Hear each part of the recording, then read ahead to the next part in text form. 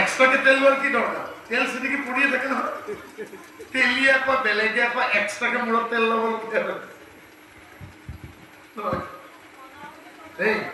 গতিকে মই এনে কথাখিনি কোৱা নাই এতিয়া বুজি পাব যি কি নহওক এতিয়াতো বুজি পালে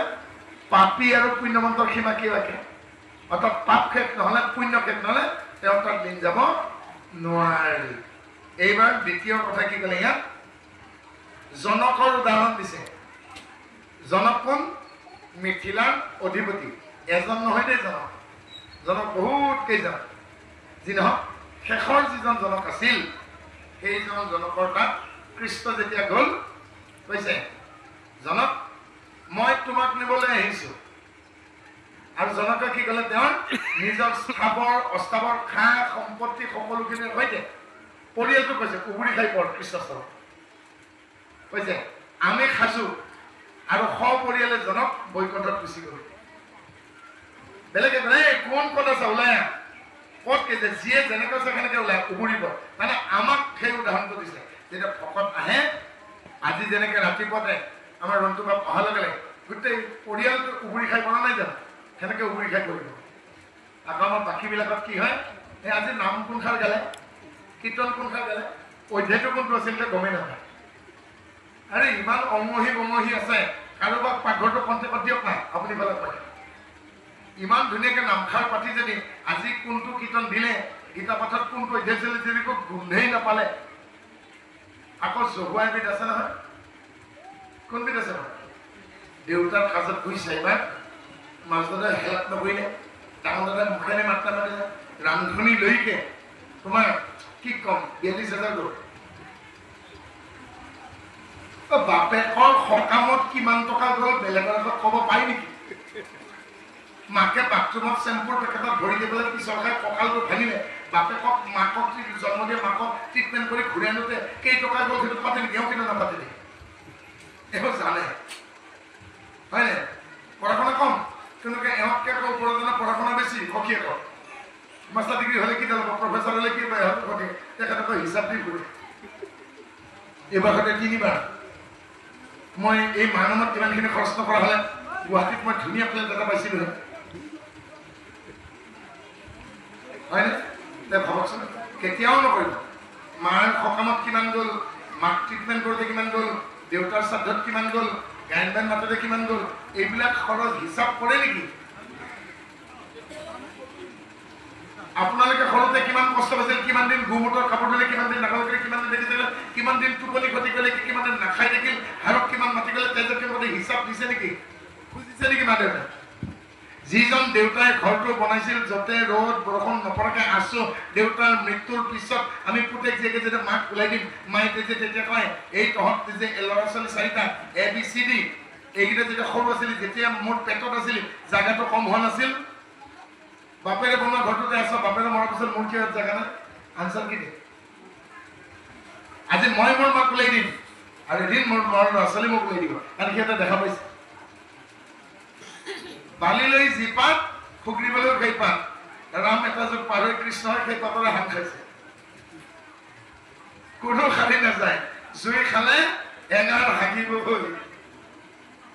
নহয় জানো গতিকে চাওক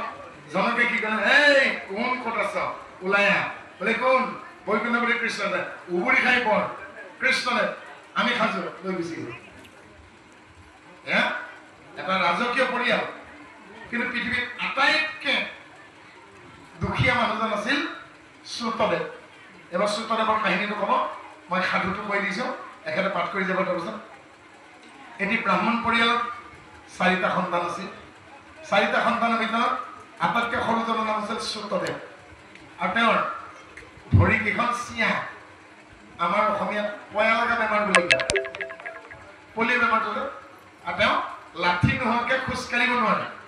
শ্ৰুতদেৱ আৰু শ্ৰুতদেৱৰ বয়স হ'ল লাহে লাহে 11 সম্পূৰ্ণ 12ত সোমাব 12 বছৰ হোৱাৰ লগে লগে কি কৰিব আপোনালোকৰ লগুণ দিয়ে তেতিয়া মাহীয়েকক সুধিছে মাহী মই কথা এটা সুধো আমিতো ব্ৰাহ্মণ পৰিয়ালৰ বোলে হয় এই যে মোক লগুণ দিওঁ কৰি আছে মোক কি কৰিব পাৰোঁ তেতিয়া মাহীয়েকে কৈছে 12খন গাঁৱৰ মানুহ মাতিব এজন গুৰু আহিব তোমাক গায়ত্ৰী মন্ত্ৰ দিব ভূমিও নুশুনে তোমাৰ মায়ে শালত বোৱা কাপোৰ এখন তোমাক পিন্ধিব দিব এখন আনা কথা হাতত এডাল লাঠি দিব সেইডালক সমীক বুলি কয় লাঠিডালৰ মূৰটোত এডাল টোপোলা থাকিব সেই টোপোলাটোত 5বিধ বস্তু থাকিব ধান মাহ সৰিয়হ তিল জবধান আৰু দেউতাই পদূলিত 3ডাল আঁচ দিব লক্ষণ দেখা তোমাক মন্ত্ৰ দিয়া হোৱাৰ পাছত তোমাক অগ্নি পৰীক্ষা ল'ব মা আৰু দেউতা কাষত থাকিব তোমাক দীক্ষা দিয়ে মানুহজনে ক'ব বোপাই সন্যাসী হ'ব পাৰি কৈবল্য ধৰ্মত গ'লে সন্যাসী হ'ব পাৰি এই বিকৃত ৰূপ থকা কৰাল ৰূপৰ মায়াৰ সংসাৰখন যদি বেয়া লাগিছে তুমি ঈশ্বৰমুখী হৈ উদাসীন হ'ব পাৰা এই কথা মান্য কৰি যদি তুমি প্ৰথম খোজটো দি দিয়া তেতিয়া মায়ে ক'ব বোপাই তই মোৰ পেট মোচা তই মোৰ নাৰী মোচা কাবৌ কৰিছে তই নাযাবি মোৰ ঔৰসত গৰ্ভত বাপেৰ ঘৰত তহঁতে 4টা দিন সমানে ভাগ কৰি যিখিনি সম্পত্তি পাওঁ তোক দিম এই মাৰ কথাত পতিয়ন নাযায় যদি আকৌ তোমাৰ দীক্ষা কৰি কয় হে বালক তোমাৰ বাল্যাৱস্থা সমাপ্ত হ'ল এতিয়া তুমি যুৱাৱস্থাত পৰিণত হ'বা তুমি যদি ভগৱন্তৰ পথত আগবাঢ়িব বিচাৰা সন্যাসী মাৰ্গ যদি ল'ব বিচাৰা তুমি এই মায়াৰ পৰিত্ৰাণ যদি পাব বিচাৰা তেতিয়াহ'লে তুমি দ্বিতীয় খোজ দিব পাৰা তেতিয়া তুমি যেতিয়া বাওঁ ভৰিৰে দ্বিতীয় খোজ দিবা মাৰে তোমাক কাপোৰ ধৰি ক'ব বোপাইও বাপেৰৰ সম্পত্তি দুভাগ কৰি সমানে আধাত তোক দিম তই নাযাবি এইবাৰ তৃতীয়বাৰৰ কাৰণে দীক্ষা কৰি ক'ব যে উদাসীন হৈ কৈবল্য মাৰ্গত কেউলীয়া হৈ নাৰীৰ মুখ চাবলৈ এৰি একেবাৰে তুমি এই গৃহ পৰিত্যাগ কৰিবৰ কাৰণে যদি তোমাৰ ক্ষুদ্ৰ বিশ্বাস আছে তেতিয়াহ'লে তুমি তৃতীয় খোজ দিব পাৰা তেতিয়া মাকে ক'ব বাৰু তোক যি লাগে তাকে দিম লাগে মই তোৰ লগত বান্ধি হৈ থাকিম তই নাযাবি মাকৰ কথা অমান্য কৰি যদি তুমি মাহীয়েকে কৈছে তুমি যদি তৃতীয় খোজ দি দিয়া লক্ষ্মণ ৰেখাত আৰু চতুৰ্থ খোজ বাওঁ ভৰিৰে যদি তুমি চৌহদৰ বাহিৰলৈকে গুচি যোৱা তুমি কিন্তু কেতিয়াও আৰু তুমি মাৰ নহয় কোনো নাৰীৰে মুখ চাব নোৱাৰিবা কোনো মানুহৰ ঘৰত আহি তুমি ভিক্ষা কৰিব নোৱাৰিবা তুমি বনে বনে ফল মূল খাই থাকিব লাগিব তোমাৰ মায়ে যিখন কাপোৰ দিছে এইখন কাপোৰ যদি ছিঙি যায় তেতিয়াহ'লে বেলেগৰ কাপোৰ তুমি পিন্ধিব নোৱাৰিবা হয়তো তুমি জীৱন্ত নামত ধৰি থাকিব লাগিব প্ৰস্তুত মাহীয়েকে চব কৈ দিলে মাহীয়েকে এই গোটেই কাহিনীটো কওঁতে অহাকালি লগুণি দিওঁ আজি ৰাতি শ্ৰুতদেৱে সিদ্ধান্ত লৈছে মই মাৰ কথা নুশুনো এইকাৰণে নুশুনো মোৰ শৰীৰটোৰ নিয়ন্ত্ৰণ নাই এটা লাখুটি নহ'লে মই থিয় দিব নোৱাৰোঁ মই যদি কাৰোবাৰ ছোৱালী যদি বিয়া কৰাওঁ মা দেউতা যদি পৃথিৱীত নাথাকে মই কাৰ খোৱাত ভৰণ পোষণ দিম মই নিজৰ শৰীৰটোকে নিয়ন্ত্ৰণ কৰিব নোৱাৰোঁ বেলেগৰ শৰীৰৰ ওপৰত মোৰ অধিকাৰ নাই এজনী ছোৱালীক মই বিয়া কৰাই দুখ নিদিওঁ আৰু মই যিহেতু বিকলাংগ মোৰ জানো অধিকাৰ মই জানো নিজৰ সম্পত্তি ৰক্ষা কৰিব পাৰিম কোনোবাই যদি মোৰ সম্পত্তি কাঢ়ি লয় কিন্তু মই যদি কেউলীয়া হওঁ মই যদি উদাসীন হওঁ মই যদি সন্যাসী হওঁ ঈশ্বৰৰ মাৰ্গত যদি মই গুচি যাওঁ তাত মোৰ কোনো শৰ্ত নাই আৰু মই মোৰ জীৱনটো ঈশ্বৰৰ নাম লৈ পাৰ কৰি দিব পাৰিম মোক কোনোবাই ভিক্ষা নিদিলেও কোনো কথা নাই ঈশ্বৰে নিশ্চয় মোক কিবা মিলাব এই বুলি ৰাতিতে তেওঁ ক্ষুদ্ৰ বিশ্বাস হ'ল আৰু ৰাতিপুৱা যথাসময়ত দীক্ষাগুৰু আহিল 12জন ব্ৰাহ্মণক ব্ৰহ্মভোজন কৰালে দীক্ষা শেষ হ'ল আহা বালক এইবুলি দীক্ষাগুৰুৱে পদূলিলৈকে লৈ গ'ল আৰু দীক্ষাগুৰুৱে কোৱাৰ মতে দীক্ষাগুৰুৰ কথা শুনি মাতৃৰ কথা আওকাণ কৰি তৃতীয় খোজত তেওঁ নিজৰ চৌহদ পাৰ হৈ গুচি গ'ল মাকে তেতিয়া অভিশাপ দিছে তই মোৰ কথা পেলালি উদাসীন ধৰ্ম ল'লি কেউলীয়া হ'লি কৈবল্য ধৰ্মটোৰ মতি হ'ল 12খন গাঁৱৰ ৰাইজে তোক ভিক্ষা নিদিলে তেতিয়া শুকদেৱে কৈছে হে মাতৃ তোমাৰ কোলাখনি কৰি মই আহিছিলোঁ কিন্তু মই সাংসাৰিক ধৰ্মত মই নোৱাৰোঁ মই অপাৰক ক্ষমা কৰিবা কিন্তু মই ভিক্ষাবৃত্তি জীয়াই থাকিব নিবিচাৰোঁ ঈশ্বৰক মই অৰ্পণ কৰি দিম ঈশ্বৰে যদি মিলাই মোক ল'ম নিমিলালে মোৰ কথা নাই আৰু এনেদৰে সুতদেৱে ওলাই গৈ সেই গাঁওখনৰ মূৰত থকা নৈখন পালে নৈৰ পাৰত শ্মশানখন পালে শ্মশানত গৈ চন্দালক ক'লে শ্মশানৰ সীমাটো কোনটো চন্দাল কেইজনে ভাবিলে ই চাগে ইয়াত থাকিব আহিছে তেতিয়া কৈছে আমাৰ বাদে শ্মশানত বেলেগৰ থকাটো ৰাত্ৰি যাপন কৰিব আমি কাকো নিদিওঁ তেতিয়া সুতদেৱে কৈছে মই ইয়াত থাকিব অহা নাই সীমাটো সুধিছোঁ তেতিয়া চন্দাল কেইজনে কৈছে উত্তৰে নৈখন দক্ষিণে ৰাজধানী পূবে পাকৰিজোপা পশ্চিমত বাঁহৰ চুপটোৰে সৈতে আমলখি জোপাৰ সৈতে বটগছ জোপাৰ সৈতে এই আমাৰ শ্মশান বাৰু আৰু তেওঁ শ্মশানৰ পৰা বাহিৰ হৈ নৈ পাৰত গা ধুই আমলখিডালৰ গুৰিত জিৰালে দেখিলে আমলখিডালৰ গুৰিত এটা ধন ডাঙৰ বৃহৎ আমলখি এটা সুৰংগ তাতে তেওঁ সোমাই থাকে আৰু সেইটোৱে ঘৰৰ নিচিনা হ'ল অলপমান ফুৰিবলৈকে যায় আচমন কৰে গায়ত্ৰী কৰে আকৌ ধনটোত সোমাই থাকে এদিন তেওঁৰ কাপোৰখন চিৰি খাই গ'ল নৈৰ পাৰত এজন সন্যাসী আনিছে মৰা সন্যাসী আৰু সেই সন্যাসীজনক ঢাকি পেলাই এখন কম্বল দিছিল লগৰ সন্যাসীকেইজনক কওঁতে সেইখন সুতদেৱক দিলে সুতদেৱে সেই কম্বলখন দুফাল কৰি এফাল ৰাতি উৰে আৰু এফাল পিন্ধে আৰু এদিন কোনোবা চোৰে তেওঁৰ লগত থকা কি বুলি কয় কমণ্ডলো সেইটো চুৰ কৰি লৈ গুচি গ'ল আৰু মাত্ৰ এটা এই নদীৰ পাৰত পিণ্ড দিয়া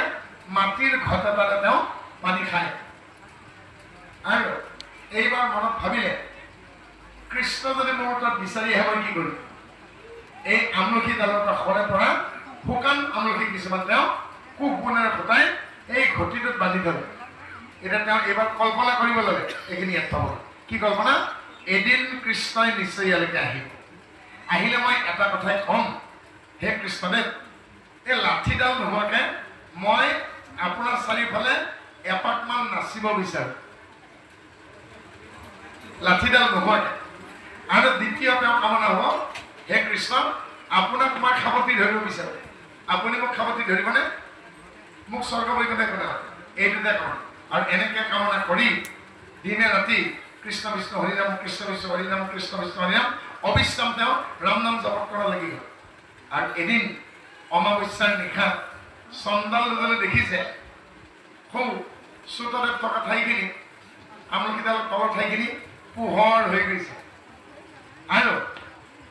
ডিঙিত থকা মণিমালা বজাৰ শব্দ হৈছে সুতদেৱে লাঠি নোহোৱাকৈ নাচিছে এটা উজ্জ্বল পোহৰ সেই উজ্জ্বল পোহৰতে কৃষ্ণ আছে আৰু ৰাতিপুৱা দেখিলে লাঠিডাল পুৰণা কম্বল টুকুৰা আৰু মাটিৰ ঘটিটো পৰি ভাঙি আছে সুতদেৱৰ অস্তিত্ব নাই অৰ্থাৎ কৃষ্ণই সুতদেৱক সামৰি ল'লে আহক এইবাৰ আমি সুতদেৱৰ কাহিনী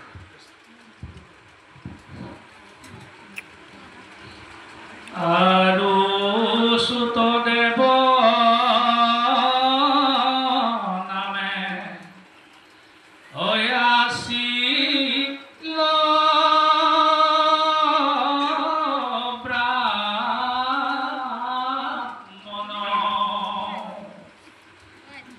খাইবা কদিবাক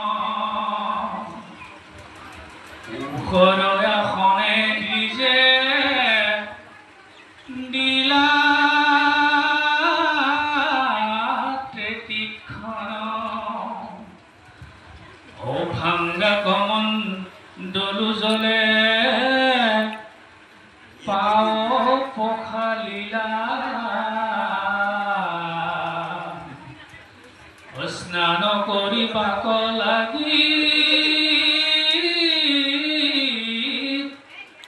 গন্ধ লাগিলা সুখান তুলসী অৰ্চি দিলাই আমলকি কৃষ্ণ হাত পাতি লইলা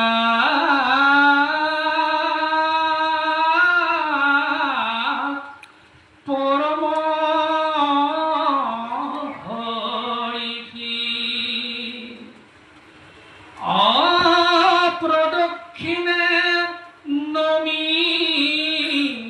পাছে দণ্ড বতে পৰি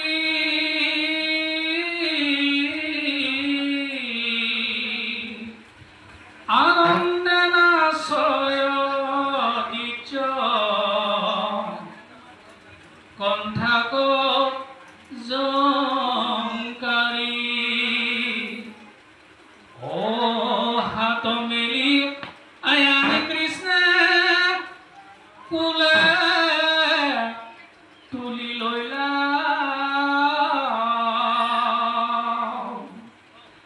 জনগত কৰি শত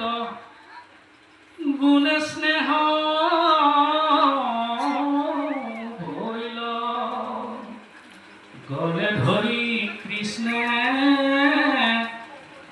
কৰি লন্ত ক্ষীৰ জ্ঞান ব্ৰাহ্মণক প্ৰিয় বাক্য